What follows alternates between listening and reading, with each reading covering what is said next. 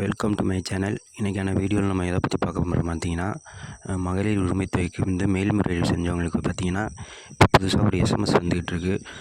அந்த எஸ்எம்எஸ் உங்கள் நம்பருக்கு வந்திருக்கா இல்லையான்னு நீங்கள் செக் பண்ணி பார்த்துக்கோங்க. அதாவது என்னன்னு பார்த்தீங்கன்னா, மேல்முறையீடு செஞ்ச 14 லட்சம் பேருக்கு இப்போ புதுசாக எஸ்எம்எஸ் வர ஆரம்பிச்சிருக்கு. அந்த எஸ்எம்எஸில் ரூ. 1 சென்ட் பண்ணியிருக்காங்க.